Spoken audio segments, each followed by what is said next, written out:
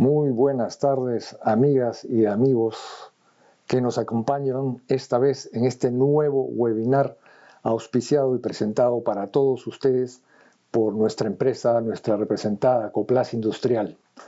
Esta vez vamos a presentar a ustedes lo que respecta a soluciones de Coplas para sistemas de riego y drenaje agrícola. Debo presentarme. Quien les habla es ingeniero agrícola, soy Pedro Díaz y trabajo en el área de coordinación para la zona de agroindustria, para el área de agroindustria de nuestra representada. Un poquito entrando ya al tema del riego, y no podemos entrar al riego sin antes hablar de lo que es el agua. El agua sabemos que cada día está siendo más escasa. Si nosotros vemos de todo el agua que tenemos en existencia en el planeta, podemos decir que el 97% de esa agua es agua salada. Es un agua que no se puede consumir ni para uso agrícola, industrial y menos para consumo humano en forma directa. O sea que solamente tenemos un 3% de agua dulce a nivel mundial. El problema está que en ese pedacito de 3%, solamente el 69% del agua de ese 3% está puesto en los casquetes polares, en los glaciares. El 30% de ese 3%, el agua es subterránea. Hay que hacer obras, hay que poner bombas para que salga el agua del subsuelo. Y solamente menos del 1% del agua está representada, incluida a través de los ríos, de los lagos, de las lagunas, y es agua dulce que es fácilmente accesible y consumible para el ser humano. Hay que tener en cuenta que en el cuerpo humano el 70% está constituido por agua, y perder un 20% de agua nos lleva a la muerte. En realidad somos seres de agua, por lo cual hay que recordar que la cantidad de agua natural en la Tierra es limitada, es no renovable y sobre todo no está donde ni cuando la necesitamos ni en las condiciones que la requerimos. El ser humano está condenado a tratar, almacenar, bombear, reciclar y desalinizar cada vez más volúmenes de agua, puesto que la población mundial sigue creciendo estrepitosamente. En estos cuadros podemos ver dónde se va ese consumo de agua dulce. Y en los gráficos de la izquierda, donde dice Aquastat, vemos en color celeste lo que representa el consumo de agua en lo que es la agricultura. ¿Y qué parte de la agricultura? Es principalmente el riego agrícola. La parte marrón, las columnas marrones, está representada por el consumo en el sector industrial, y las partes verdes son el consumo humano a través de las obras de saneamiento. En el cuadro derecho proyectamos ahí los volúmenes de agua consumidos comparativamente entre los sectores industria y municipio. Y vamos a ver que el color celeste pues es casi total, el color celeste invade hasta más del 70%, y entonces podemos concluir aquí de que en realidad es el riego agrícola el que consume las mayores cantidades de aguas dulces. Por lo tanto, si nosotros somos más eficientes en usar el agua dulce en términos de riego, vamos a tener una mayor disponibilidad de agua dulce para otros consumos, municipal o consumo humano, o la misma industria. Por favor, si tienen alguna pregunta, con todo gusto. Vamos a entrar al tema de las tuberías plásticas y su aplicación como soluciones en sistemas de riego. Tenemos que diferenciar dos tipos de tuberías: los tubos que son flexibles y los tubos que son rígidos. Los tubos flexibles son aquellos que permiten ser deformados por aplastamiento sin llegar a romperse. Por ejemplo, el PVC y el polietileno. Y los tubos rígidos son aquellos que, si bien es cierto, son muy fuertes, pero ante presiones que comienzan a abatir a la tubería, este tubo falla inmediatamente por rotura, porque no tiene la capacidad de poder deformarse antes de llegar a la rotura. Entonces, nosotros trabajamos con tuberías flexibles. pero también recuerdo que tenemos las tuberías rígidas traídas de la India y que sirven para líneas de impulsión de alta presión. Aquí podemos ver una tubería fabricada con productos de buena calidad, con insumos certificados. Si el tubo es hecho con esa materia prima, entonces el tubo de PVC, por más grueso que pueda ser, debe tener la capacidad de poder deformarse sin llegar a romperse. A lo sumo se fatiga en los bordes, como podemos ver en la imagen inferior derecha, pero no llega a romperse. Aquí exponemos las tuberías que se fabrican en Coplas Industrial. Tenemos del lado izquierdo superior un tubo de color blanco. Aparentemente es una sola persona que está moviendo ese tubo de tremenda dimensión, bajándolo a una zanja. Es la tubería perfilada que la vamos a ver más adelante. Tenemos esos rollos de color celeste, que es tubería de polietileno. En este caso el celeste porque así está normado el uso de Sedapal, por ejemplo, y lleva tubería de presión para las conexiones de agua potable y sanitarias. Los tubos de color gris de PVC, con esas campanas que ven ustedes, esos tubos en diagonal, son las tuberías de norma ISO con unión flexible. Los tubos color verde que están a la mano derecha son tuberías de polipropileno. Tenemos el tubo roscado de PVC en la parte inferior. Esos tubos rojos, no sé si lo pueden ver si muevo el mouse, esos tubos rojos de esta zona son tuberías de protección de cables para instalación de telecomunicaciones. Por ejemplo, esto se ha usado mucho en el aeropuerto, en el nuevo terminal del aeropuerto Jorge Chávez. Para esto ya existe una nueva norma de utilización de tuberías. Tubería de polietileno lisa, tubería de polietileno corrugada. Estas son la generalidad de tuberías que se fabrican en Coplas Industrial, que son tuberías flexibles. Tenemos las tuberías rígidas, la clásica tubería de acero, tuberías de instalaciones, por ejemplo, antiguas. Teníamos la tubería de fierro galvanizado, tenemos las tuberías de plomo, tenemos las tuberías de cobre, las tuberías de ABS, que son estas de color blanco, que también son tuberías rígidas. Si las aplastas, se rompe. Y la tubería de electrosteel, que es el producto que venimos trabajando con la empresa hindú, electrosteel, y se utilizan para líneas de alta presión. Ventajas de las tuberías de PVC o las plásticas o las flexibles, en este caso PVC y polietileno. Son sumamente resistentes a la corrosión, no se oxidan. Pérdidas mínimas de presión, porque la superficie es sumamente suave, no es áspera, entonces generan pérdidas de presión mínimas, por lo tanto va a consumir menos energía. Bajo peso, definitivamente, si lo comparamos con el hierro dúctil o el acero. Larga vida útil, las tuberías plásticas, existen instalaciones en Alemania que tienen más de 60 años y siguen operando las mismas tuberías de plástico. No son tuberías que se inflaman, sino por el contrario son autoextinguibles, es decir, que se apagan, no desparraman el fuego. Son totalmente herméticas, no permiten las incrustaciones por lo suave que son y los duras, no requieren grandes pendientes para poder trasladar los fluidos, son tuberías fácilmente trabajables en obra, se cortan y se liman muy fácilmente para la instalación, sobre todo el PVC, y son finalmente económicas. ¿Dónde se aplican? En la generalidad de las obras de construcción, sea infraestructura, sea drenaje, sea industria, sea riego, sea minería. En todo lado donde ustedes vayan van a ver tuberías de PVC o de polietileno. Acá mostramos simplemente los empalmes de las tuberías. El color naranja es un tubo de PVC que mide 6 metros. Color naranja porque se utiliza para lo que es los sistemas de alcantarillado.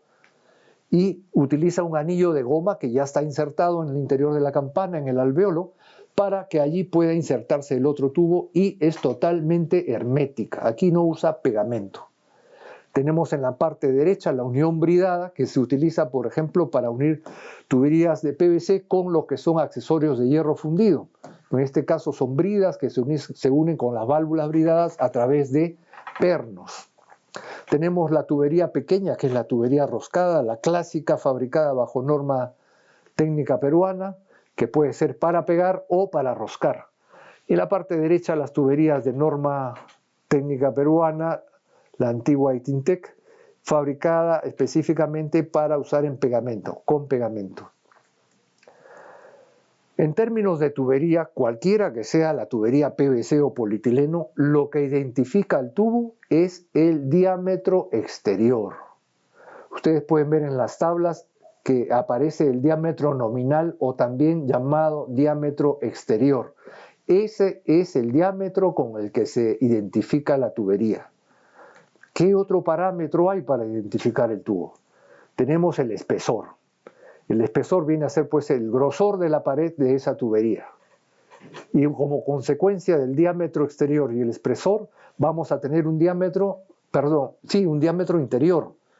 Un diámetro interior que es la luz por donde va a circular el fluido, el agua principalmente. Hay un parámetro que muchos especifican las normas, que es el Standard Dimension Ratio, el SDR, que no viene a ser otra cosa que la relación entre el diámetro nominal o diámetro exterior y el espesor. Eso para simplemente conocimiento. Importante saber el tema de presiones. ¿Qué es una presión nominal? La presión nominal es la presión a la cual el tubo puede trabajar 24/7 durante 50 años. Y el tubo no debe fatigarse, ni romperse, ni degradarse, ni afectarse. Esa es la presión nominal. Esa es la presión máxima a la que puede estar sometida la tubería en campo. Tenemos otra presión, que es la presión de operación. La presión de operación, evidentemente, es la presión a la cual el tubo está sometido en su operación en campo y que necesariamente debe estar por debajo de la presión nominal.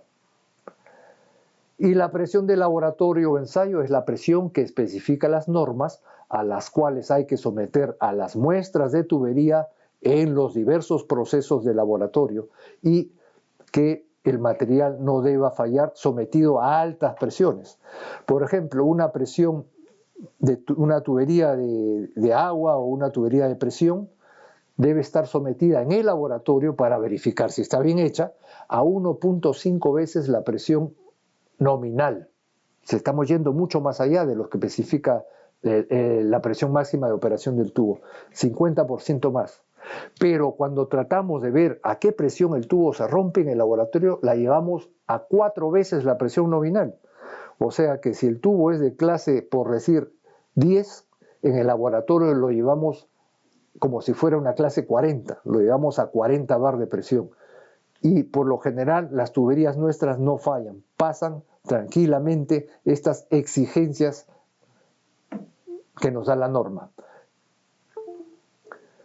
Tenemos los sistemas de tuberías, habíamos hablado, las tuberías de presión especificadas en este caso en la norma 1452.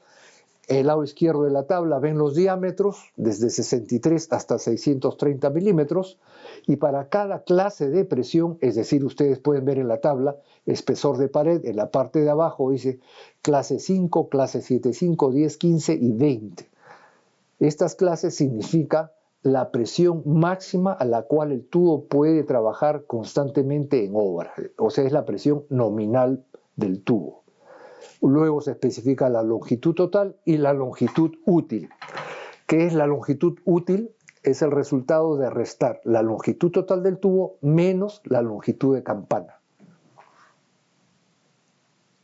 Es importante tener este tema de las presiones en cuenta, ya que estas definen la clase de tubería que vamos a poner en campo. Mejor dicho, las necesidades de campo tienen que estar suscritas a una de estas clases de tuberías. Evidentemente, las necesidades tienen que estar por debajo de las clases de las tuberías, las presiones de operación me refiero. Por ejemplo, si tenemos una clase 5, significa que el tubo máximo va a estar operando a 50 metros de columna de agua, o 5 kilos por centímetro cuadrado, o 75 libras de presión. Esto ténganlo en cuenta porque es una variable, un factor muy importante para poder definir la tubería a usar además del diámetro. Aquí en este esquema se trata de especificar a qué se refiere cuando uno habla de presión. Por ejemplo, si tenemos un tanque elevado, dice ahí captación en el lado izquierdo superior, tenemos un tanque donde tiene un pelo de agua o la superficie de agua hasta cierta altura.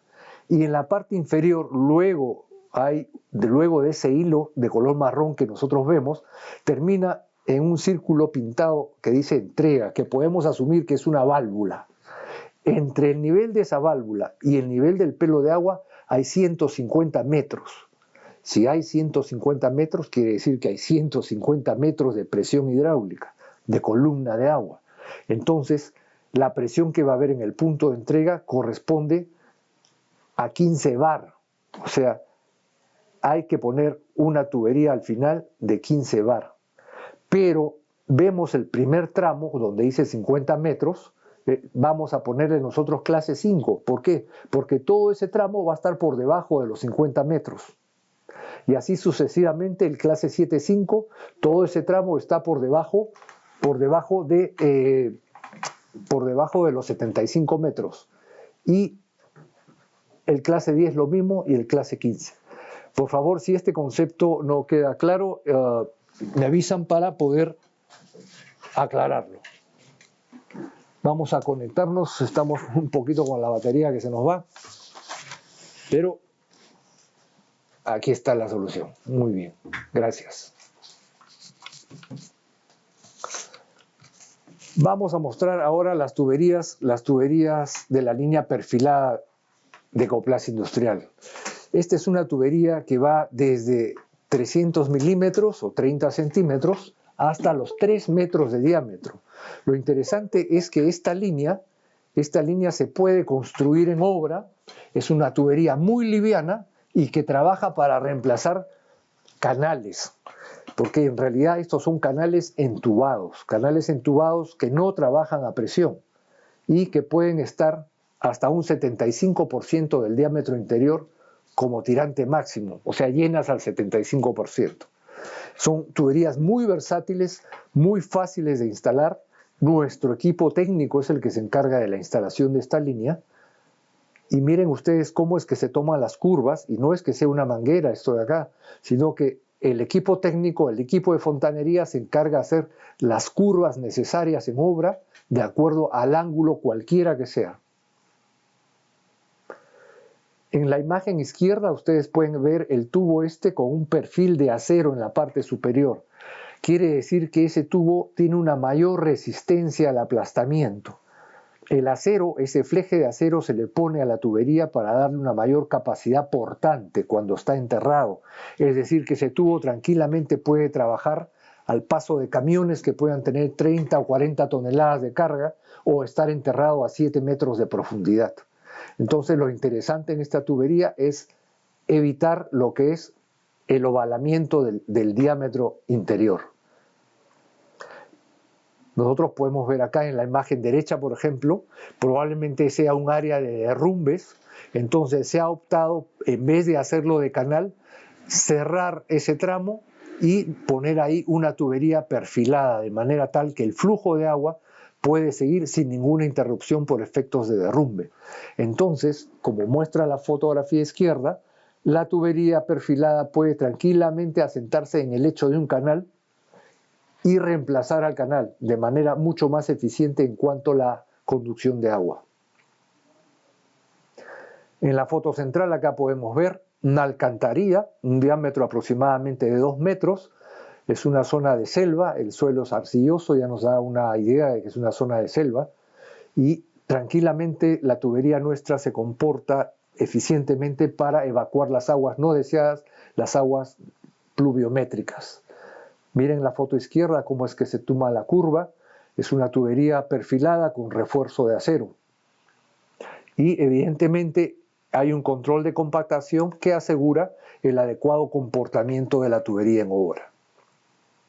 Los diámetros que comentaba, incluso desde 200 milímetros, o sea, 8 pulgadas, hasta 3 metros de diámetro es la fabricación. Y lo novedoso es que la planta se monta al lugar donde esté en la obra y allí es que se hace la tubería para hacer más eficientes en el tema del flete. Porque imagínense llevar un tubo de 3 metros de diámetro en un camión no entra. Entra 2 metros 40 máximo. Y pueden entrar 2 tubos. Entonces, a efectos de ahorrar costos en fletes, se fabrica la tubería en obra. Aquí vemos en la toma de la izquierda una cámara de concreto, es una cámara rompepresión, y la adherencia que existe entre la superficie de la tubería y el concreto es perfecta, al 100%. No hay posibilidades de fuga. Si tienen alguna pregunta hasta aquí, si no, podemos pasar al tema del drenaje. En la foto de esta derecha ustedes pueden ver una laguna ya con agua de color verde, quiere decir que el agua está empantanada ahí por más de un mes, ya se han formado líquenes, se han formado algas y no es posible evacuar esas aguas. ¿Por qué? Porque no hay un sistema adecuado de drenaje. ¿Qué es lo que hace el drenaje? El drenaje retira las aguas de las zonas donde el cultivo, en este caso de la aplicación agrícola, puede verse afectado. Entonces, para eso, Coplas Industrial tiene todo un paquete de productos y además de eso y sobre todo, un equipo de diseño que le puede hacer el estudio a la medida de manera tal de poder asegurar que el cultivo va a quedar protegido frente a lluvias, por ejemplo, ocasionadas por el fenómeno del Niño. Aún así sean zonas bajas, se aplica el drenaje. En la parte izquierda vemos la tubería envuelta en toda una capa de grava. Este se llama el dren francés, que lo vamos a ver más adelante. En la parte inferior podemos ver acá un campo donde ya se han tendido líneas de drenaje, porque probablemente sea una zona que está con peligro de inundación. Entonces se instalan los sistemas de drenaje. Aquí podemos ver una plantación de paltos y en la parte de los costados, en la parte inicial, vemos el palto totalmente seco. ¿Y a qué se debe? No es otra cosa que los niveles de agua que han alcanzado ya a tener contacto con las raíces profundas. Entonces se genera un problema sanitario, el fruto se deprime, decae y la planta muere. Vemos estas lagunas de acá que han sido ocasionadas, en este caso en el proyecto Olmos, por acumulaciones de agua y no se ha previsto el tema de proyectar drenajes. Ya se está viendo que en el país actualmente hacer riego implica hacer obras de drenaje, sobre todo si uno está en la costa norte.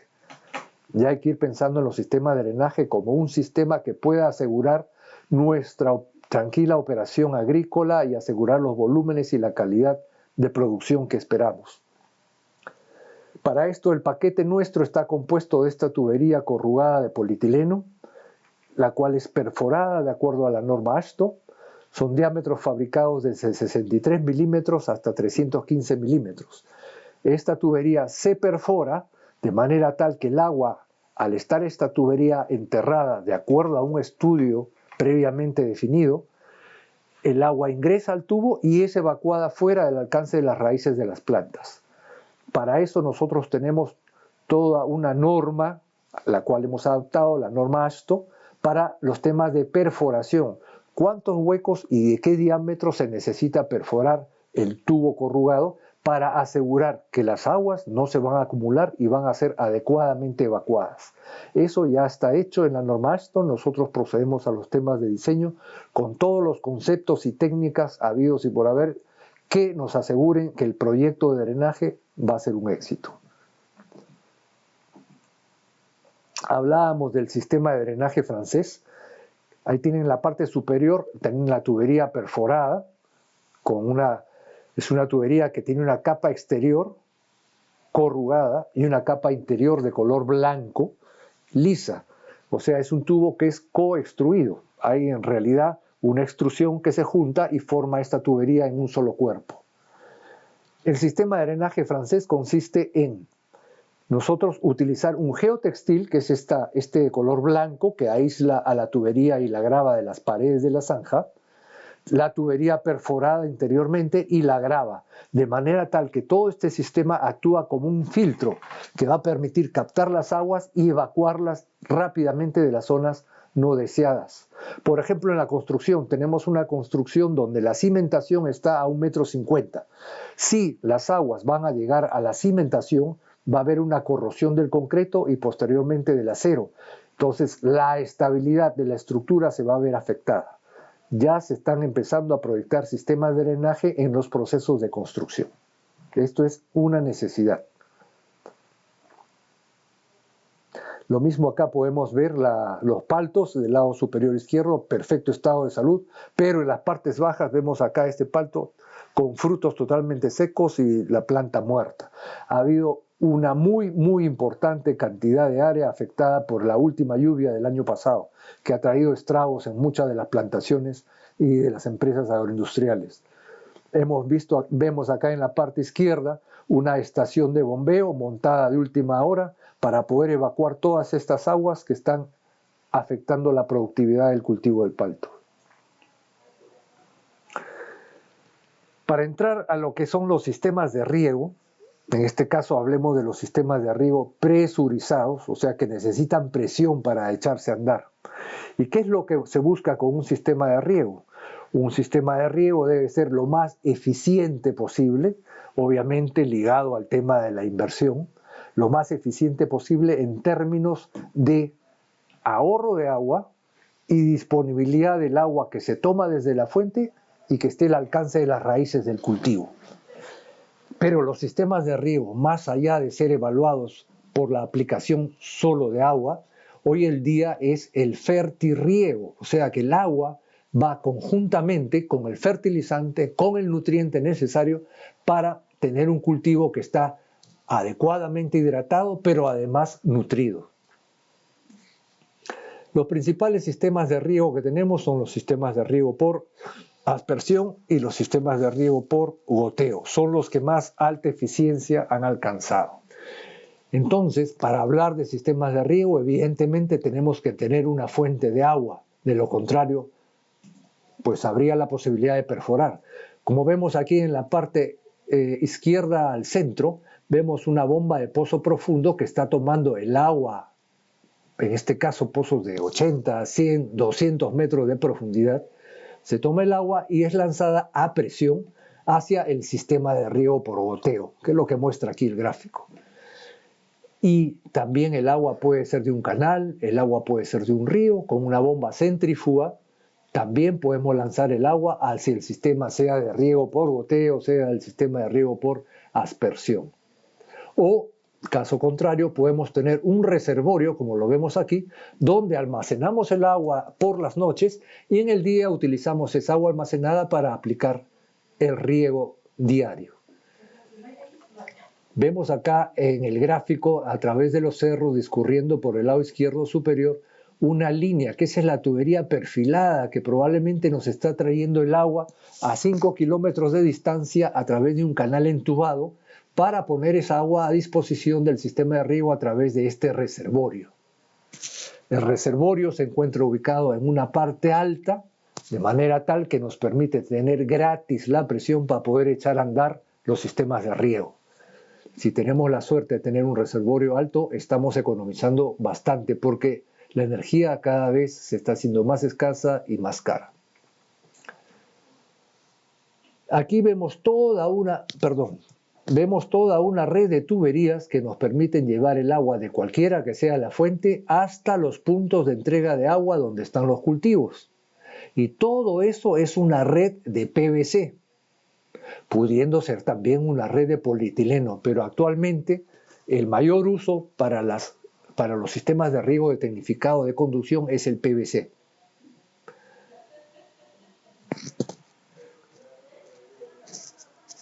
Hablemos del sistema de riego por gravedad. El sistema de riego por gravedad o el sistema de riego por inundación significa que nosotros estamos utilizando el movimiento del agua de la parte alta hacia la parte baja, llevándolo adecuadamente hasta alcanzar el campo donde nosotros queremos regar, sea por inundación, como el caso que vemos aquí, el arroz en la parte derecha. Esas son unas melgas, son unas pozas donde el agua se almacena por días, por semanas, hasta que el cultivo pueda germinar. ¿Y qué es lo que genera esto? Evidentemente el consumo de agua es sumamente alto, además de que es un punto donde se desarrollan enfermedades como la malaria, porque está ahí el zancudo presente, el dengue, que lo tenemos bastante ahora en la zona norte, Y además se salinizan los suelos que están en la parte baja, se destruye la calidad de los suelos y desertificando las zonas bajas. Ese es uno de los grandes problemas que tiene el uso de ese sistema de riego, que principalmente lo utilizan para el arroz. Y acá tenemos un dato: para producir 1 kilo de arroz necesitamos entre 5.000 y 7.000 litros de agua para producir un solo kilo de arroz. Tenemos el sistema de conducción de agua. Para estos sistemas generalmente se realiza a través de canales abiertos, donde hay pérdidas de agua por evaporación. A veces tenemos los robos de agua por vecinos que sin tocarles el turno también se llevan el agua. Y el agua es infestada por malezas que de un fundo se lo están llevando a otro. Es realmente un foco infeccioso. El riego por surcos y el riego por melgas. Ahora, este sistema de riego tradicional y antiguo que data de miles de años también puede ser tecnificado a través de un sistema de gravedad o un sistema que usa muy poca presión, que es el sistema de riego, digamos, por mangas, por tubería de PVC, o si lo llevamos más allá, es un sistema de riego por caudal discontinuo. Entonces, este es todo un tema que podríamos hacer un webinar específico para hablar de esto, y han habido experiencias del PCI en las cuales se ha implantado este sistema de riego, pero en realidad no ha tenido el éxito esperado. En realidad, por falta un poquito más de empuje por parte de las empresas que promovían este sistema. Permite ahorrar agua definitivamente llevándola desde la fuente a través de tuberías de PVC o a través de mangas hasta soltar el agua a través de unas ventanitas, que agua sale directamente al surco y ya el agua se desplaza del surco desde el inicio hasta el final. Es una manera de ahorrar agua en todo lo que es la conducción. Tenemos el sistema de riego por aspersión. El riego por aspersión no es otra cosa que una lluvia artificial, pero es una lluvia controlada, porque somos nosotros los que sabemos el volumen de agua que aplicamos y distribuimos en forma eficiente esta agua alrededor del cultivo. En este caso se está aplicando el riego por aspersión al cultivo de piña en la parte izquierda y al cultivo del banano en la parte derecha. Aspersores hay de diversos tipos, de diversas fabricaciones, de diversos materiales y todos ellos con diversas eficiencias de aplicación. Tubería de PVC superficial para un sistema de riego por aspersión. En los otros casos pueden ser tuberías de polietileno. Aquí podemos ver el sistema de riego por aspersión en la parte inferior derecha, aplicada a través de un cañón para un estadio. Entonces, en forma eficiente podemos aplicar el agua utilizando cañones. En la parte izquierda, el sistema de riego para jardines residenciales, para urbanizaciones, para hoteles, para campos de golf. Entonces, el riego por aspersión es muy extendido para la mayoría de los cultivos densos. Y hablando del riego por aspersión, tenemos aquí lo que es el riego ya mecanizado. Es una máquina gigantesca que se encarga de regar en forma de círculo, que también lo puede hacer en forma de rectángulo, pero principalmente en forma de círculo, y está aplicada a cultivos extensivos. Vale decir, la caña de azúcar, por ejemplo, el algodón también, el maíz, los forrajes. Entonces, tenemos una aplicación de este sistema de riego por aspersión en la zona norte, en el proyecto Olmos. Tenemos la operación de Agro Olmos, donde se han instalado más de 120 máquinas regadoras, que cubren en realidad, al momento están cubriendo más de 12.000 hectáreas. Una máquina de pivote puede cubrir desde 30 hectáreas hasta 120 hectáreas, una sola máquina. Es un sistema que trabaja no con alta presión, no necesita mucha presión y es bastante eficiente en cuanto al sistema de riego y que además permite la fertilización. Vamos a pasar un videíto aquí del sistema de riego por pivote. En este caso es la empresa Vale la que suministra, es la empresa más grande del mundo fabricante de estos sistemas de riego, y que actualmente el suelo, vienen operando en la zona de Olmos, como le mencionaba en el proyecto Agronolmos. Más de 120 máquinas trabajando con el Cada sistema de elemento riego por juega un papel aspersión. valioso e irreemplazable en la producción de sus cultivos. Cuando el objetivo es obtener el máximo de cada gota de agua, los equipos de riego lineales y de pivot central de Valley son la solución óptima. Puede conservar agua, incrementar los rendimientos y la rentabilidad de los cultivos, además de ahorrar recursos, energía y mano de obra. Con equipos de riego duraderos y eficientes, usted aprovecha al máximo el terreno que cultiva. Los equipos lineales y de pivots centrales le permiten rotar fácilmente sus cultivos y reducir la necesidad de labranza. También pueden ayudar a mitigar los problemas ambientales, como los problemas de erosión y salinidad del suelo, lo cual lleva a una producción más consistente una temporada tras otra. For over 50 years, Valmont has led the way in the mechanized irrigation industry, starting with our founder, Bob Doherty, and the initial patent for the center pivot irrigation system. Valmont Irrigation has 7 factories throughout the world, serving growers in over 100 countries. Our dealers are truly the key to our success. We have over 450 dealers worldwide, whose knowledge and dependability to serve the market is key to this growing industry. En Valley Irrigation somos el mayor proveedor mundial de soluciones de riego y le suministramos los equipos de riego que sirven mejor para satisfacer sus demandas. Es nuestra singular manera de estar a la vanguardia. A ver, tenemos aquí una pregunta que se nos ha llegado. Esta consulta es, y dice, para hacer un drenaje, ¿puede ponerse cualquier medida de tubería o depende de la cantidad de agua? Evidentemente va a depender de la cantidad de agua, porque podemos poner un tubo muy chico que va a tomar mucho tiempo en poder evacuar las aguas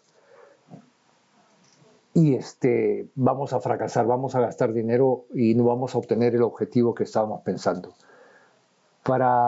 En realidad el estudio de drenaje es un estudio que hay que tener en cuenta mucha información histórica de las lluvias, hay que tener en cuenta la topografía, hay que tener en cuenta el tipo de cultivo que manejamos, la textura del suelo, y si se es mucho más rígido hay que hacer perforaciones para ver a qué nivel está la napa freática y según ello ver a qué profundidad vamos a poner los drenajes. Hay que dimensionar el tubo. Y para dimensionar el tubo hay que saber a qué distancia vamos a poner una línea de drenaje, por ejemplo, entre línea y línea puede ser 50 metros, 80 metros o de repente 30 metros. Depende del tipo de suelo, depende de la agresividad que puedan tener las aguas superficiales, las aguas que se penetran por la parte superior en las cotas altas, en la zona de las montañas.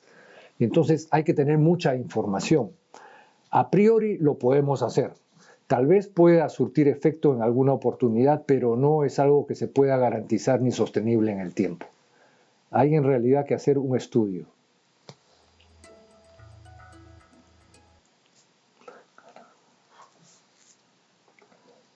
Vamos a pasar a la siguiente lámina. Hablemos del riego por goteo. Todos conocen el riego por goteo. En general, en el Perú, hablar de riego tecnificado es hablar de goteo, porque es una tecnología que entró allá por los años de 1980 con las primeras áreas experimentales, aquí en la costa norte principalmente. Y el goteo, como su nombre lo indica, es un sistema de riego que permite aplicar el agua al cultivo gota a gota. Y no solamente el agua, como repito, sino el agua con fertilizante, con el nutriente. Se lo da a la planta cuando ésta la requiere en la cantidad que la planta lo necesita. Entonces, aquí podemos ver, por ejemplo, el sistema de goteo aplicado para el cultivo de vid en la parte izquierda. Hay 2 mangueras para formar lo que le llaman el bulbo de humedecimiento a través de la distribución del agua en el suelo. Para eso hay que hacer estudios de suelo.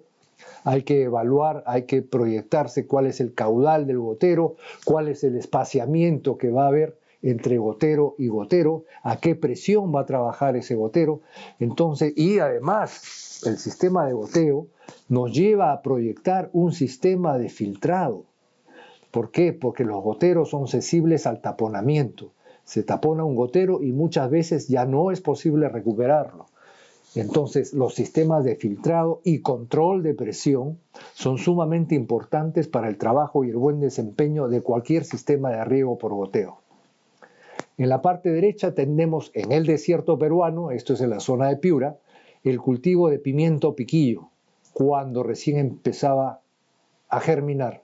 Y en la parte de abajo ya la planta germinada y ya probablemente empezando a dar los primeros frutos. Imagínense, este es del año 2004 la foto.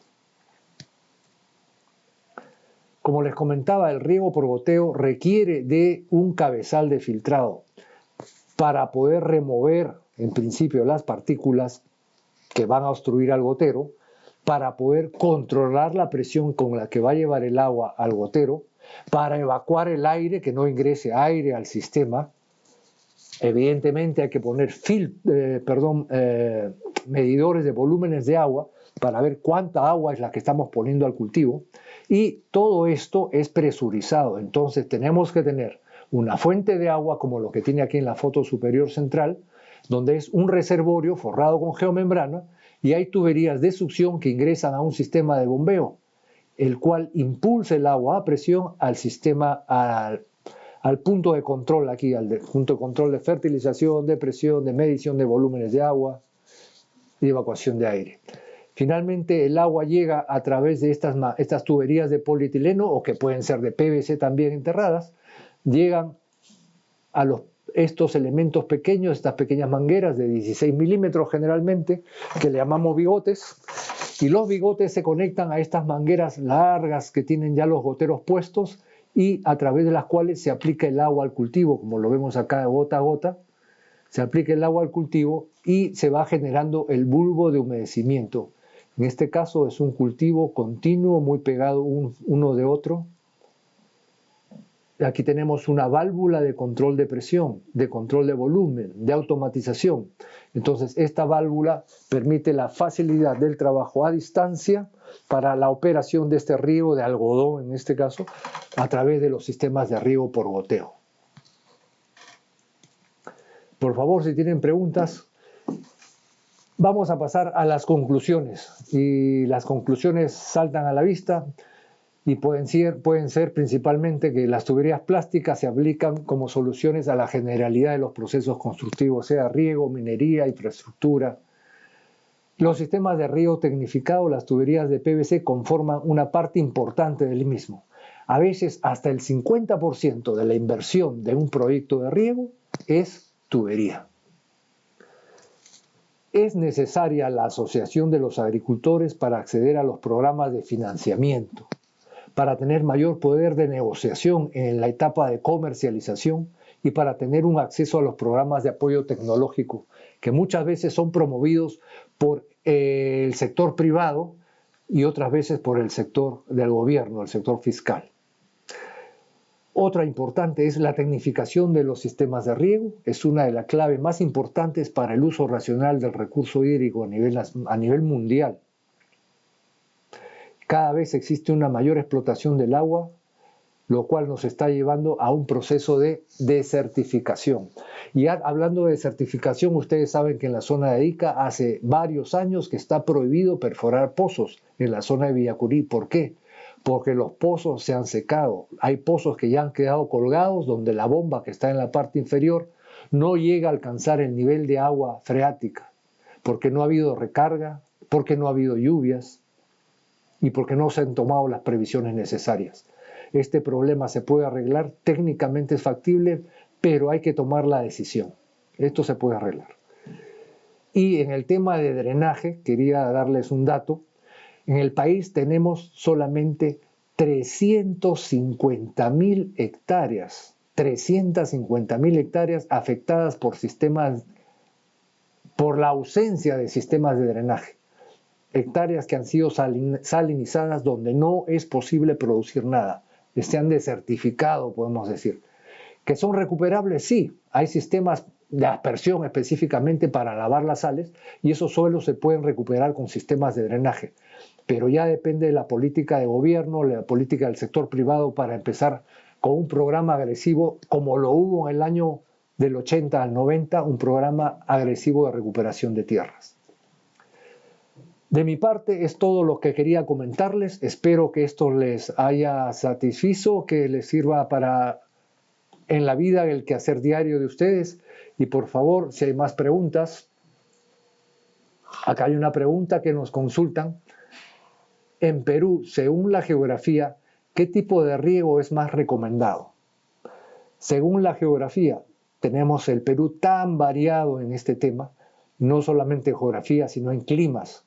En realidad existe para cada tipo de agricultor, según su capacidad financiera, según dónde está ubicado su terreno, sea en la costa, sierra, selva, según el clima, según la calidad y disponibilidad de agua, según el tipo de suelo, hay un sistema de riego que se va a ajustar a sus condiciones, especialmente cuando uno, como buen emprendedor, quiere sacar adelante una primera cosecha o un proyecto de inversión.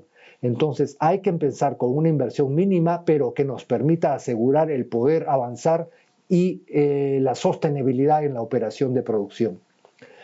A nivel nacional, el sistema de riego tecnificado más difundido es el sistema de riego por goteo. Pero hay proyectos de riego por goteo que han sido promovidos por el gobierno años atrás que en la actualidad han quedado abandonados. ¿Por qué? Porque no se ha capacitado adecuadamente al agricultor para poder manejar el sistema de riego, o tal vez el agricultor no tiene, después de haber instalado el equipo, no tiene los medios necesarios para darle el adecuado mantenimiento, la operación, para el dar los fertilizantes a los cultivos. Entonces, en realidad, cada proyecto debe estar manejado a la medida del agricultor, de acuerdo a sus condiciones. Hay muchas alternativas. En realidad, el riego tecnificado no significa necesariamente hacer goteo. Hay varias alternativas de acuerdo a las condiciones de cada uno de los agricultores. Existe un estudio de la Universidad de Davis, el cual estamos traduciendo para poder hacérselo llegar a ustedes, para de manera muy práctica poder definir para mi situación actual cuál es el sistema de riego más conveniente para sacar la empresa adelante y probablemente no quedarme colgado con el banco. El terreno influye al verter el agua. El terreno influye al verter el agua. Debo entender que la pregunta está dirigida si el agua ingresa al campo. Definitivamente va a depender del tipo de suelo, si ésta va a avanzar o no.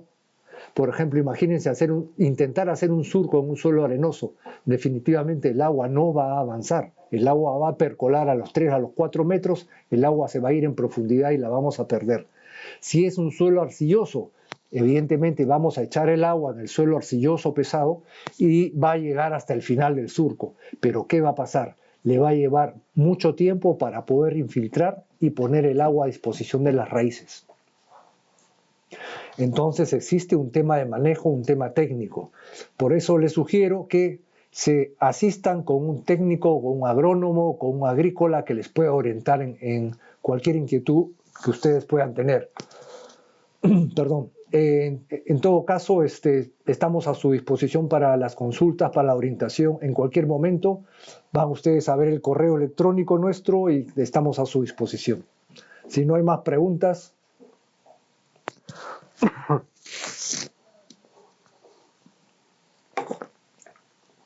Señora directora, tenemos preguntas.